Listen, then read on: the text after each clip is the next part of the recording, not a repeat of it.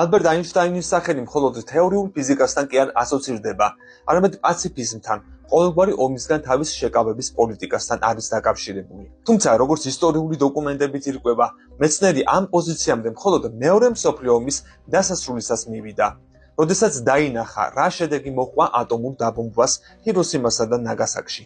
თუმცა წარსულში დავბრუნდეთ.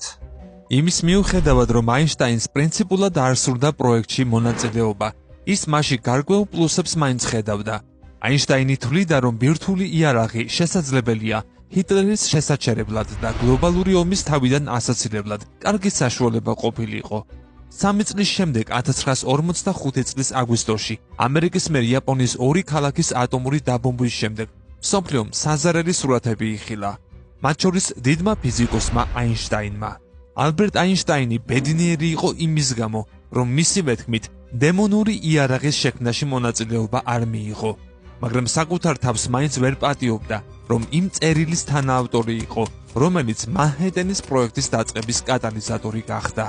ვინ იყო ატომური ბომბის მამად წოდებული რობერტ ოპენჰაიმერი? იმის მიუხედავად, რომ რეჟისორ კრისტოფერ ნოლანის ცნობილი ფილმი ოპენჰაიმერი უმეტესობა თქვენგანს ნანახი შეიძლება ჰქონდეს. მე მაინც მინდა გარკვეული დეტალები მოგიყვეთ ამ დიდი მეცნიერის ცხოვრებისა და საქმიანობის შესახებ. რა თქმა უნდა, არ შევეხები პირად ცხოვრებას, განსაკუთრებით საწყობს. ატომური იარაღის შექმნიდან მალევე ოპენჰაიმერმა შემდეგი სიტყვები თქვა: ახლა მე გავხდი სიკვდილი, სამყაროების გამანადგურებელი.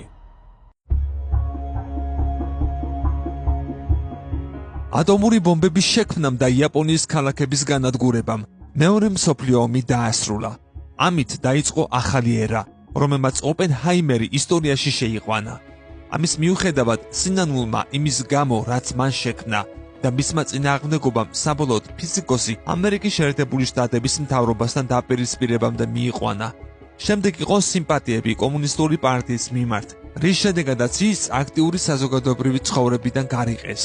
ისტორიკოსი კაი ბერდი, რომელიც ოპენჰაიმერს როგორც ისტორიულ ფიგურას წლების განმავლობაში სწავლობდა, ამბობს, რომ რობერტი ნამდვილად საკულტო ფიგურაა.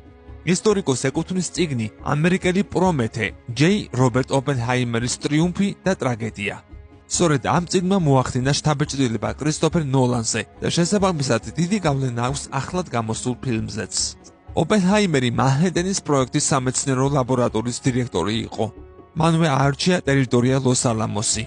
ბომბის შესაქმნელად ოპენჰაიმერმა 2 წელზე მეტი იმუშავა და ყველა, ვინც პროექტში იყო ჩართული, ცალსახად აღნიშნავდა, რომ ოპენჰაიმერის გარეშე ბომბის შემუშავება უბრალოდ შეუძლებელი იქნებოდა.